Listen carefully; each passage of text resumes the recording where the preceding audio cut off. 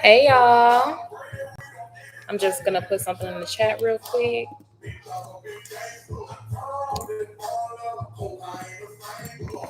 How has your experience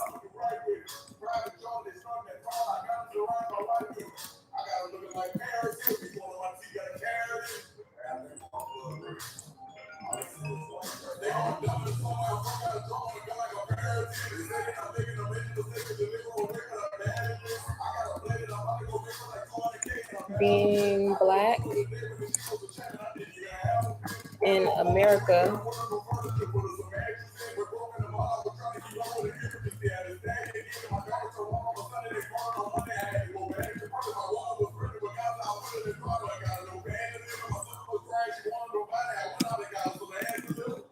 been for you? Question mark.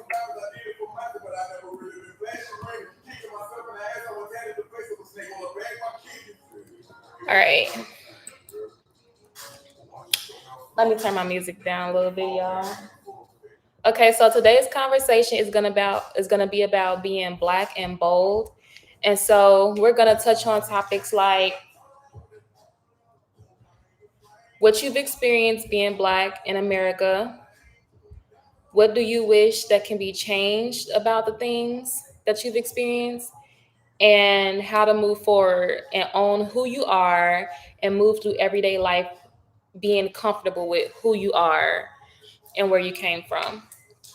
So I'm gonna turn the music all the way down because I'm not gonna be able to think like that.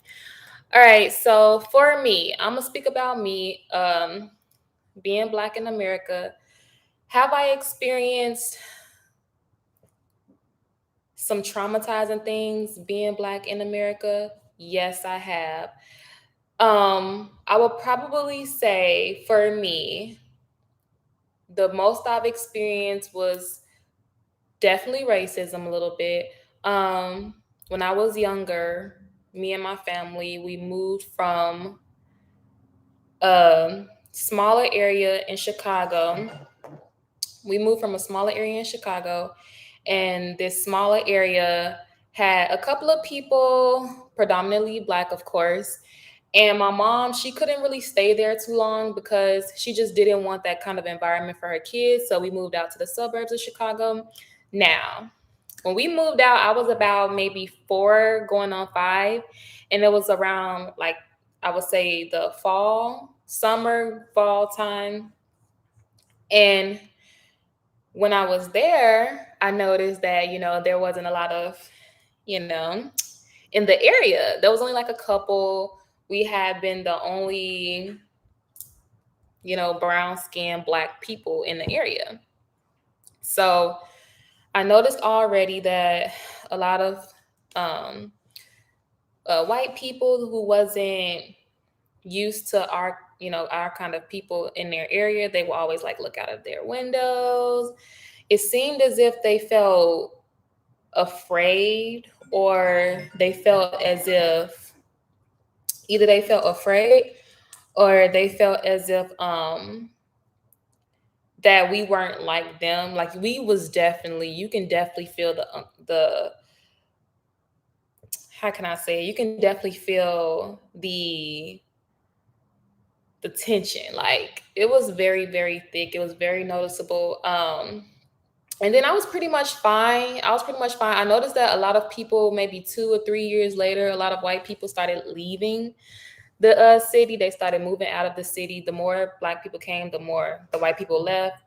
And then after that, I grew up. Obviously, it was more black people in the city, and I went to elementary school, which was predominantly black for me, and I went to junior high school, which was predominantly black for me. When I got into high school, this is where it gets a little bit different. Reason why I said this, because the way my city was set up, if you stayed on one side of the city, you would go to a school that was closer by, which was predominantly black. And then if you stayed on the opposite side of the city, which was weird, then you would go to a school that was predominantly white. It will be a little bit further out. So my mom, I told, like, immediately, I was like, Mom, I don't know if I want to go to that school. I said, because how do I relate? Like, how do I relate to people who don't look like me? How do I feel comfortable? And I did have an issue with, feeling comfortable. I knew that I would stand out. I knew that um I wasn't afraid to be liked or anything. I just knew that I was different. And I was like, well, how can I relate to people who don't look like me, and how can they understand me? And it was so much of me worrying about them and how they would perceive me rather than just me being me and allowing them to like love me as me. And so when I went there, I was super petrified. My mom was like, "This is good for you. You don't need to always be around predominantly Black people. You need that diversity. You need to get to know other people from different walks of life. You need to experience other kinds of cultures and other kinds of people." And I was like, "Girl," I didn't call her no girl at that time because my mom, she's not gonna let me do that. But I was in my head, I was like, "Girl, what is you trying to do?" Like, and so while all of my friends, a lot of my friends went off to the predominantly Black school, I went off to the predominantly white school. And so when I got there, immediately when I walked in, I was I was like uncomfortable. And I was uncomfortable because, like I said, there wasn't a lot of me there. So I didn't know how I would be treated. I didn't know how I would be treated. I didn't know how I would be looked at or perceived. And so, lucky for me, I joined a dance team.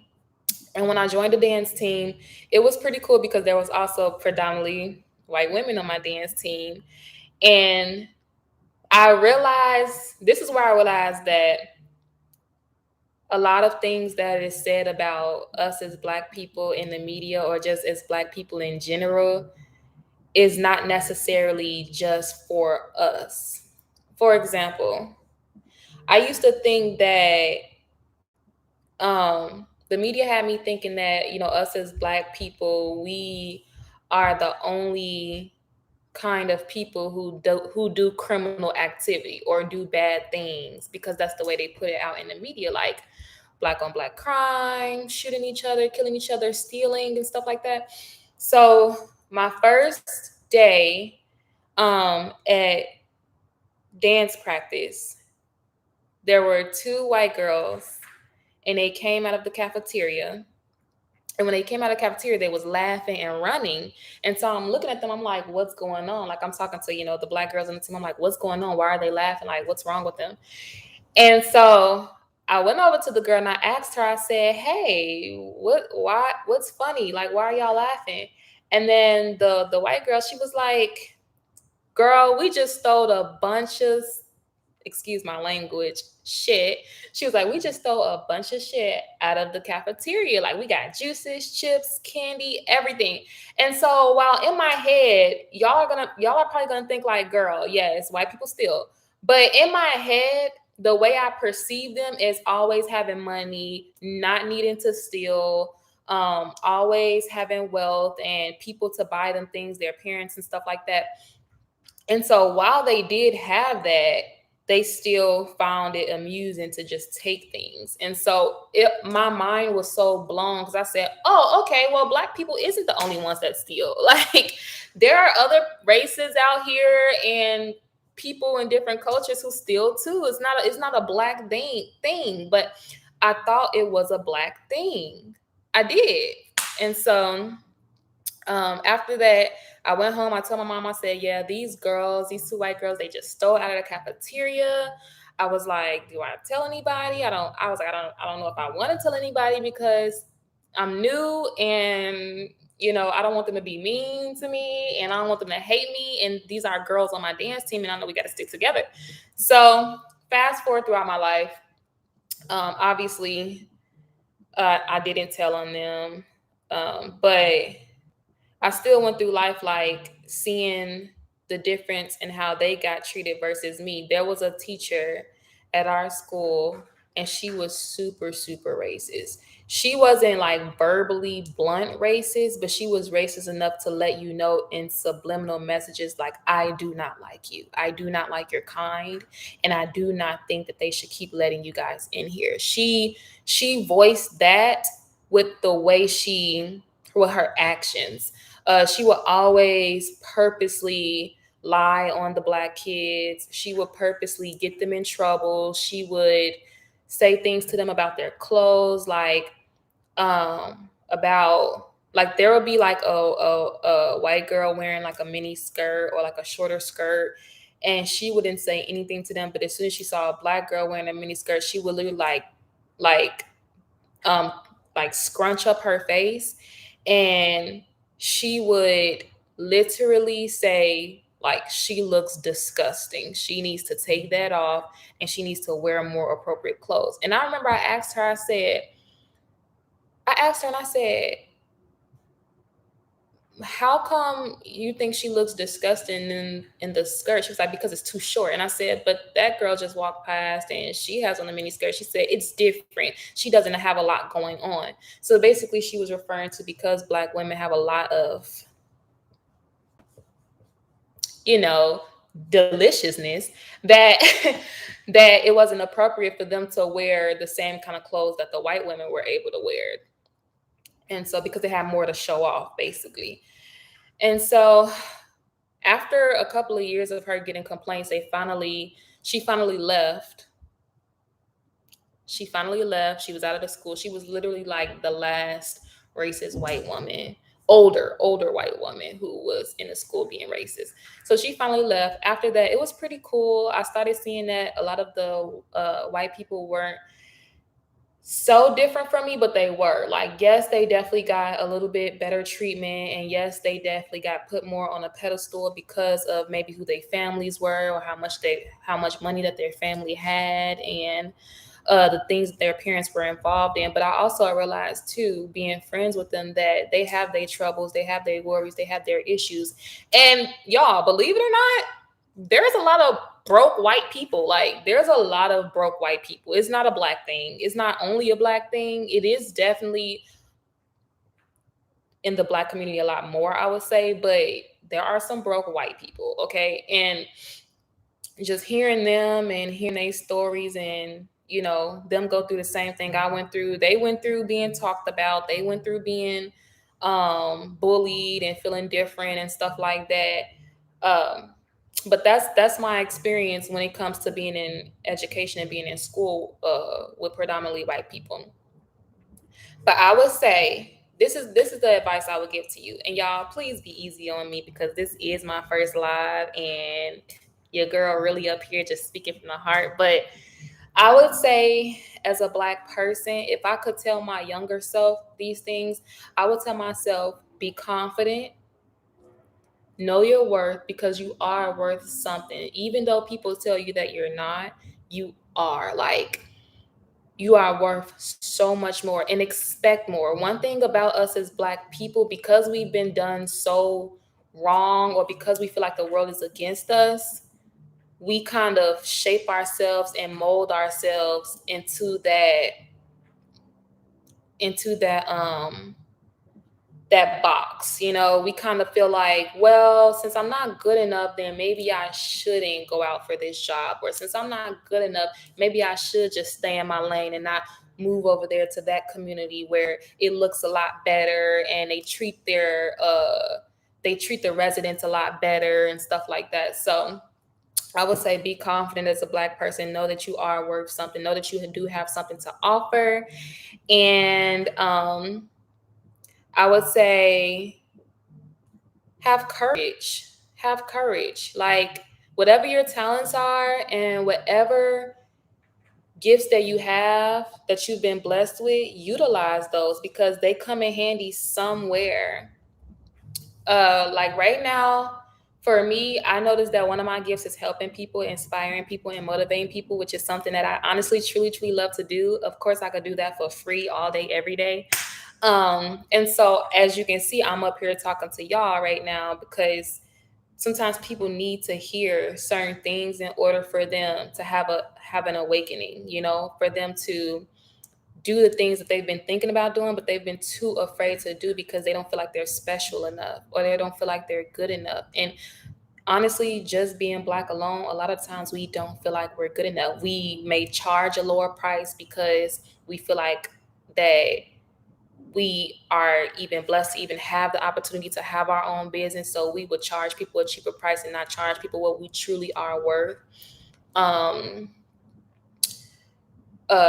Sometimes we support other kinds, which is not bad, but like we support other kinds more than we support our own kind because we've also too in our head think that sometimes our people can't give us as good of service as another culture or another race of people. And so we have to definitely get that mentality too. Like our people are way overqualified. Okay. Our people can do a phenomenal job for us, whether they're trainers, psychologists, doctors, lawyers, uh, singers, songwriters, actresses, actors, like whatever they are, they can do just as good of a job as a white person or a Spanish person or anybody else. They can look as good on your magazines. They can look as good on your website. They can look as good at being ahead of your company. It's okay to embrace Black people. Okay, like it's okay. You have your good and bad everywhere. It's not just in the Black culture. Black on Black crime, there's no such thing. If anybody tell you otherwise, they don't know what they're talking about and they very uneducated. And it's honestly, that's to me is an ignorant comment. Black on Black crime, because for me, I don't understand why in the media they have a where it's Black on Black crime, they don't have white on white crime, Spanish on Spanish crime, Indian on Indian crime, um Chinese on Chinese crime. Like it's there's only a Black on Black crime. What is that? What is that? What is that, people? Like, stop it. Okay? Just stop. Just stop. It's not a thing. And as long as we don't continue to promote it as a thing, then it will never be a thing. So next time, the next video, I'm definitely gonna be a lot more organized. But but what I want to say to you, from one Black person to another, embrace yourself as being Black. You are beautiful. You are so beautiful. You are as beautiful as you feel. So start feeling beautiful. Take care of yourself. Take care of your skin. Take care of your diet. Take care of your physical attributes, like going to the gym and stuff like that. Really do things that make your soul feel good, so that you can feel good. Okay, so that you can feel like you're worth something. All right. Number two, be courageous, have courage. Again, like I said before, you have something to offer. People can't be blessed with your talents if you don't show them what your talents are. Okay, so be courageous, be fearless, know that you have something good to offer the world, and you go and you do it. And before y'all say, well, body goddess, it's hard for us as Black people because we don't get as many chances as other people.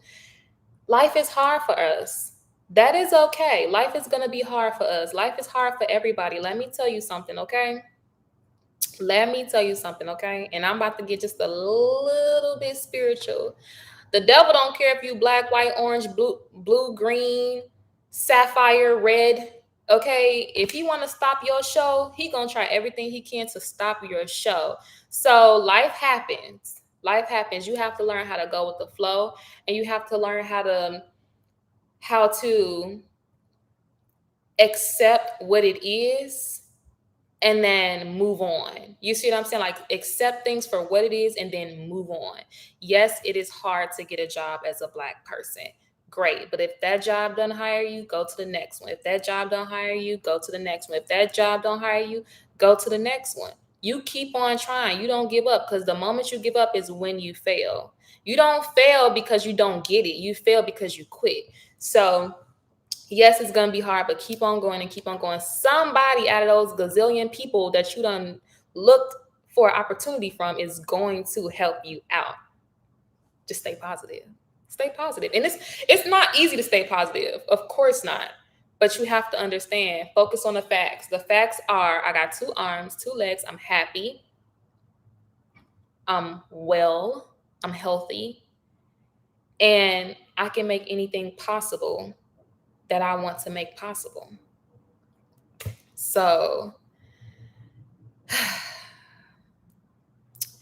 I'm going to go ahead and close this live out by saying, really, truly embrace who you are. It's not as bad as you think. Keep fighting for what you want. Keep going. Keep dreaming. And become a people person. Talk to people. Figure out what other people's experiences are. Figure out what people need. Figure out how you can help somebody out and how they can help you out. And just embrace who you are. Yes, it's hard, but I'm going to tell you, if you keep going, it gets easier. It does. It gets easier. If you keep going, you have no direction to go but up. The only way you can go down is if you stop, is if you give up on yourself. And I know that y'all love yourself so much, or you should love yourself. Love yourself so much to the point where you can tell yourself, if everybody else give up on you, it's okay because I believe in you. You have to tell yourself that. You can't give up on yourself and everybody else done gave up on you. And now you're just sitting there looking like, well, what do I do with my life? What do I do with myself? So do not give up on yourself. You are all you truly, truly have. Motivate yourself, uplift yourself, take care of yourself. Um, um, Nurture yourself, spoil yourself, like love yourself and expect the best. You won't always get the best, but if you keep expecting the best, somebody got to give it to you. Somebody got to get it to you. Know your worth. Know your worth, and and only expect to be treated of your worth. Okay? And if somebody is not treating you of your worth, or some things aren't worthy of you and what you can bring to the table, find something else that knows your worth and that wants you and your qualities at its best. Okay. So I hope I did a good job talking to y'all. I hope that, y'all got something out of this live. And I hope that y'all come back and listen to me and talk to me and chat with me. And again, I love you guys. Have a great day. And yeah, just stay positive and keep going. That's it. Stay positive and keep going. All right. Bye.